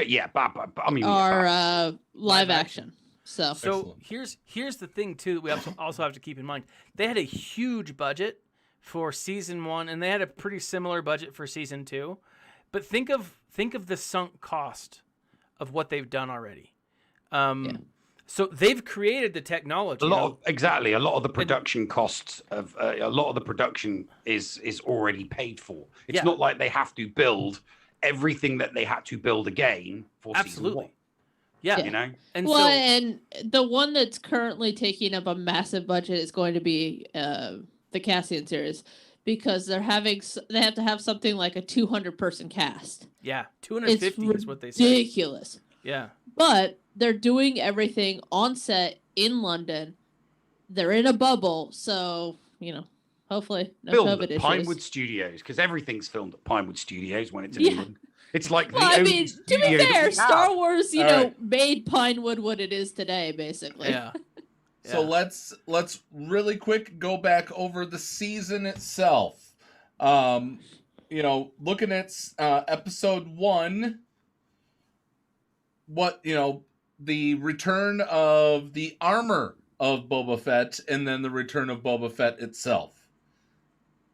All right. Episode 2. Frog Lady and spiders. Yeah. Great A episode. lot of people are going to try to write this off, but they're going to try to say, episode 2 was like episode 1 of the film, the films. Yeah. I think that there's going to be a lot of what happened with Trapper Wolf or whatever Filoni's character's name is. Trapper Wolf, yeah. The other guy that, approaches Cara Dune in a later episode. I think those interactions are going to lend a lot to what we're going to see in the future. But the spider thing, yeah, that was skippable. Well, it also set up the fact that the New Republic is actually trying. They're actually trying to do things properly. They're trying to, not be the Empire. So I think that'll come more into play into the Cara Dune spinoff. But it is a good foundation episode just from their interactions. Yeah. Okay. Episode 3, that was getting the gang back together, right? Bo-Katan. Yep. No, episode 3, you're right. That was Bo-Katan. Yeah. That was the reintroduction of other Mandalorians. So that was definitely worth it. Yeah. Episode 4. The Siege. That was getting the gang back together. Yeah. Episode with Admiral 5 Blue Jeans. was the what's that? With Admiral Blue Jeans. Yes. With Admiral Blue Jeans. Yes. Episode 5, Ahsoka. Enough said. Yep. Episode 6. What happened in episode 6? Not much, but so much. It was the tragedy. Reintroduced Boba Fett. Officially, Boba Fett. Fennec Shand lives. She's a half machine now, but she's alive. Episode 7, what happened? Mayfield. I thought it was the prison breakout, but it was the heist. It was the heist. Yeah, it was the heist. Mayfield goes crazy on a superior. He just guns him down. And then episode 8, the final... The rescue. Return of Luke Skywalker. So, all of these, only half of one episode, maybe 3/4 of one episode, is must-see TV, to coin a phrase. Mm-hmm. So I want to say that I'm looking at IMDb, and there's hundreds of other, or dozens of other websites that have What's rankings. it on IMDb? It's got to be a 9.2 or a 9.3 on IMDb. So it's 9.9. Yeah, this episode is 9.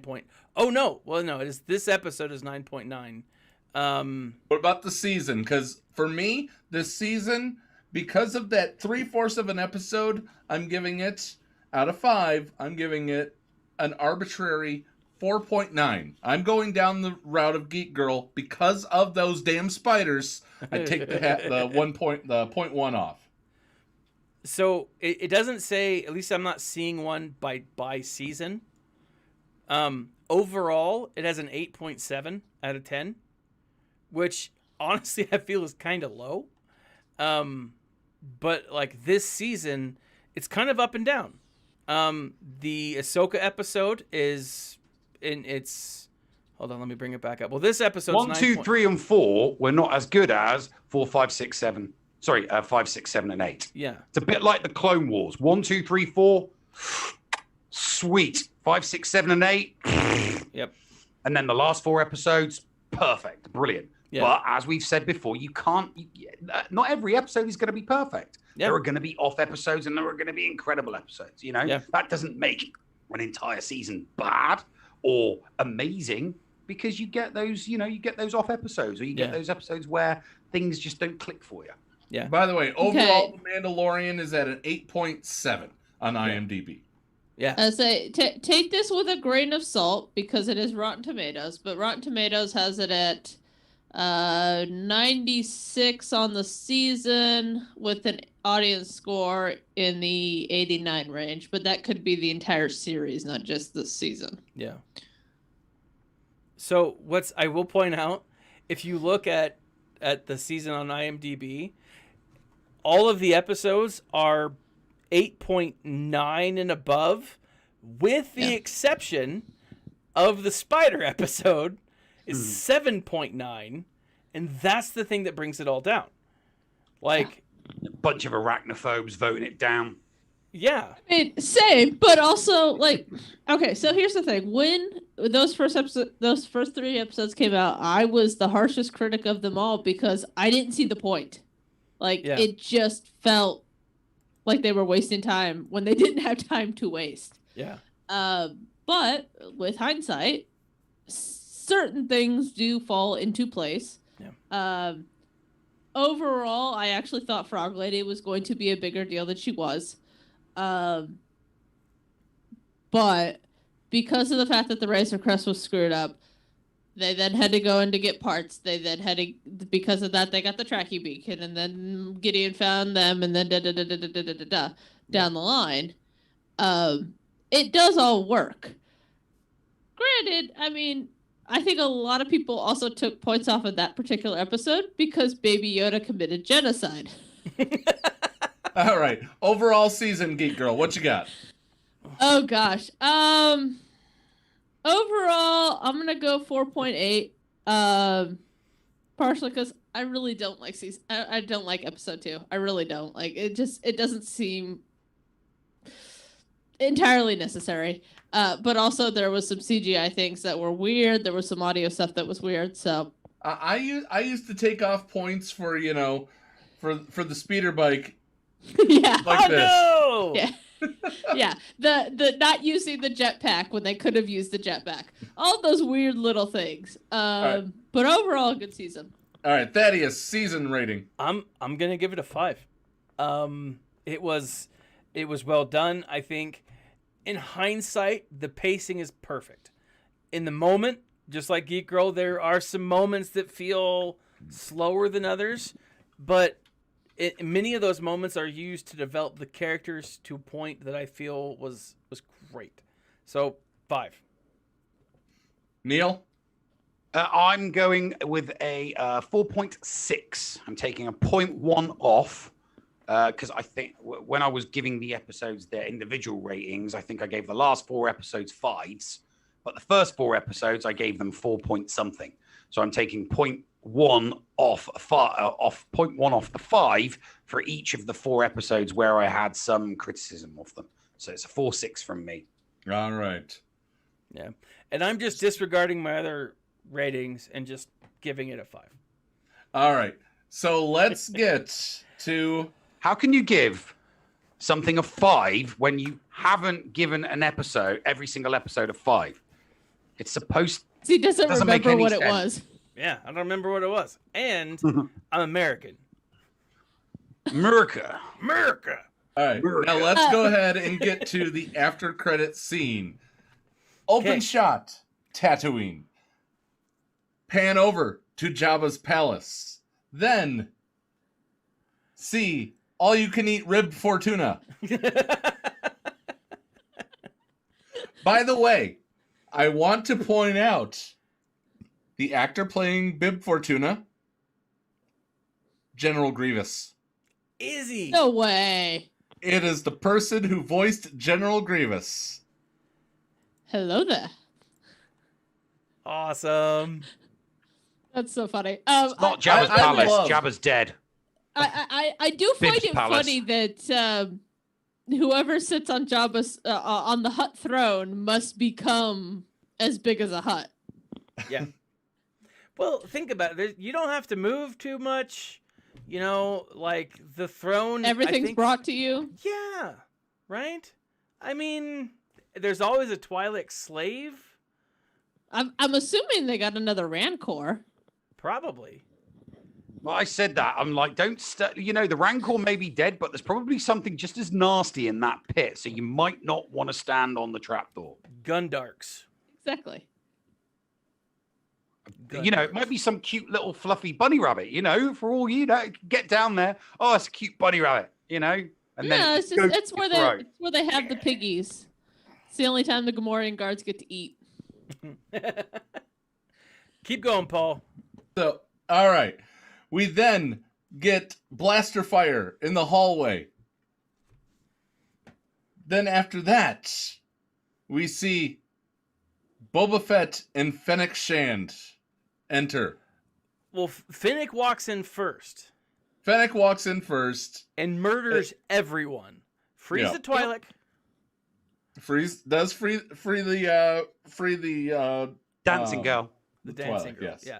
But here, I gotta say, the coolest moment for me, besides everything else that's about to happen, as Boba is walking down, you see a shadow. Yeah. Oh, and it was perfect. Just his shadow, I loved it. Sorry, go ahead, Paul. Keep going. Yeah, in walks Boba Fett. Boba Fett, he says, "I thought you were dead," and he does. He stands right over the Rancor pit, and I'm worried about that. No fear. And then he just blasts him. Oh yeah, It's right in the neck. merciless. I mean, he is a bounty hunter. He pushes baby back rib Fortuna off the throne. Sits down. Fennec grabs some blue drink. Blue milk. That blue milk. They're on Tatooine, so it's blue milk. Oh, it ain't milk. That ain't milk. I'll It's tell a blue you that martini much. then. Yep. It's Gatorade. Yeah, For the sure, we'll call it electrolytes. Gatorade. And then Pale ale. all of a sudden, the next thing we see is the Book of Boba Fett coming December 2021. 2021. So this caused a lot of controversy online because they didn't have the title design done. So they just used the same as The Mandalorian, so everybody assumed it was the next season of The Mandalorian. Yeah. I don't know who did it. I heard it somewhere, or I saw it on Twitter, that somebody sat down with the logo designer, and they were basically like, yeah, we just haven't designed it yet, so we just used the same font. Oh. It's not the same show. It is confirmed. There is multiple articles out there. Yeah, Grace That, Randolph was wrong. Well, sorry, not Grace. Her sources were wrong. Yeah. Her sources. Well, were wrong. Her sources were wrong. I mean, from what I remember, She Grace- got hammered, and I'm like, dude, you know, she's just repeating Every what time her she gets sources hammered said. all the time, and Not it's her. ridiculous. Yeah. If her sources give her bad information and she repeats the bad information, sure, Yeah. you know, she should have verified. But But it's didn't- not her bad information. She's just giving, you know. But didn't Yeah. she report that it was that there was a spin-off show coming? No, she reported that it was going to be Mandalorian season 3. Oh. Incorrect. Okay. Yeah. She incorrectly reported that Okay. the Book of Boba was going to be Mandalorian season 3. Okay. Because And then she was corrected, but Yeah. she didn't correct herself. Other people had to correct her instead of, oh, you know what, I was misinformed by my sources. You know, I got it wrong. Yeah, it's 2 seasons. yeah, and so because I was thinking about the initial when Boba was leaked, Tamora Morrison was coming back, and it was he was part of it, and the one that I'm thinking of was at the very beginning when she's like, hey, this is we have Boba and doing fight scenes. We have Tamora Morrison doing fight scene. He's been filming a lot of different things. And that was what I was going off of. And I just assumed that was episode 5, right? Or 6 when they were on the tragedy, right? When they see him officially come back. That was my take. There was also the Book of Boba Fett started filming in October, which is when Mandalorian usually starts filming. Yeah. So everyone just assumed, again, just why there's a saying. Don't assume because it's bad. Don't assume, anyways, can't say that live. Anyways, you can guess. Because you make a dank out of you and me. You and me, And Dank yeah, out of basically. you and Ferric. Yeah, and so because of that was why they announced this week, I think it was, that they finally had started filming season 3, which then gave some credence to the rumors that had been unsubstantiated about issues on set and so I don't know what's true or not. We'll see. You were ready to die. No one said anything. I just want to point that out. So. Yeah, no, I was glad because I thought it was going to be the Book of Boba was going to be it was going to be it was going to be like the dark underworld type season with Boba at the helm. So I'm glad that that's going to be like a limited mini series running in tandem with season 3 of The Mandalorian, because obviously they're obviously setting it up for some kind of a crossover. Yeah. Or a lead one show leading into the other or crossing over, which is good, because it'd be like we won't know. What if with all these shows we end up getting a theatrical release for a culmination? That's possible. The Variety article that I put in chat is, I think, with Jon Favreau. It's with a bunch of people, but it's basically they're following the Marvel format at this point. Yeah. Of integrating everything, which again leads more credence to the rumor that Favreau is going to be taking over, which I hope so. But I don't, I take all rumors coming out of Hollywood with a grain of salt.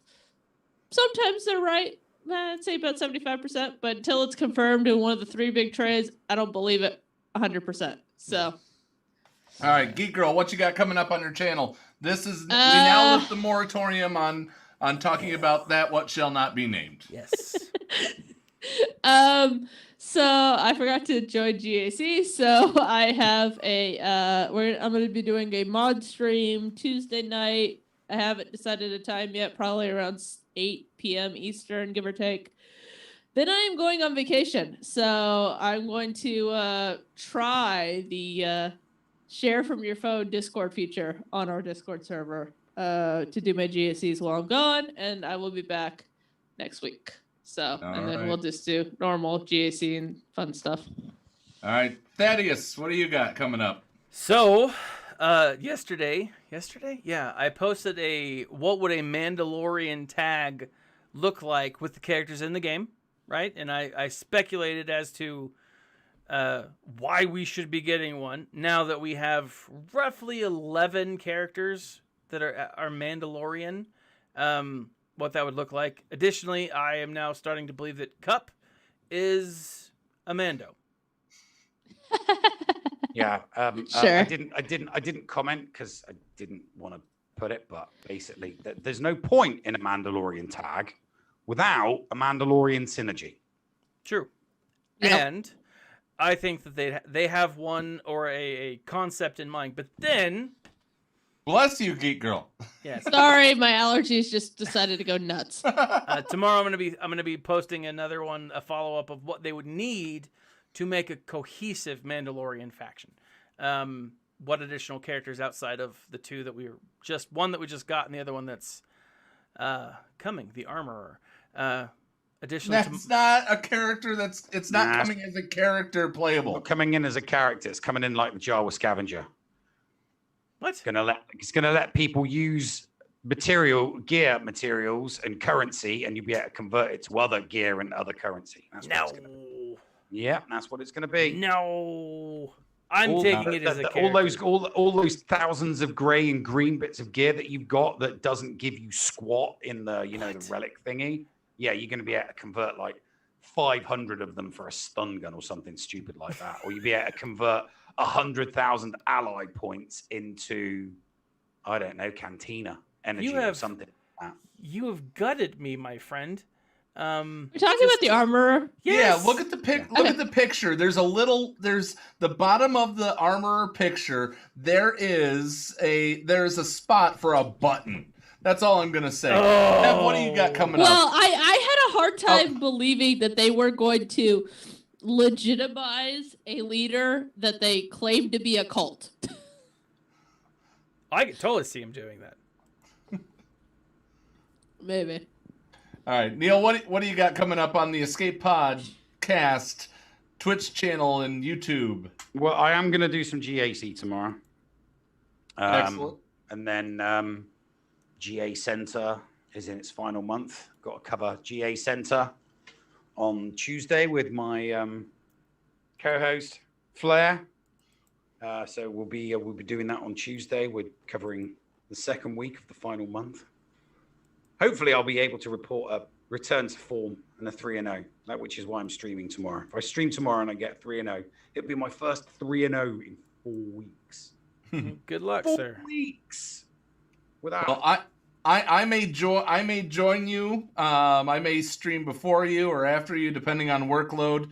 If I have a moment, it'll be fun to have a double header on the Escape Podcast channel. Mm-hmm. Indeed. So, all right, and then I will be streaming in the style of Neil Andrew Air, in the style of the Nev. I will be streaming my unlock of Jedi Knight Luke. Ooh. So cool to get him. Party tab. Once awesome. once it drops, I don't stop until I unlock him. Give you all I'm going to say is give yourself 3 hours. It took me 3 hours the first time, and 2.5 hours the second time. I'll be ready. But obviously it took longer the first time because it was the first time I was going through it. It took less time to do it the second because I'd done all the tiers and I knew exactly what to expect and I knew exactly how to. During the solo matches where it's just 1 versus 1, you've got to remod in a very specific way. So obviously the second time I did it, I already knew. Right? Okay. Yeah. Potency. Well, Yep. hopefully you'll be there to help me along. Yeah. I'll be there to help you. All right. Well, good All luck right, to all, guys. to all. Any parting words before we wrap this up? Because we have 2 minutes before we hit that 2-hour mark. Victorious. I've got nothing. Geek Girl?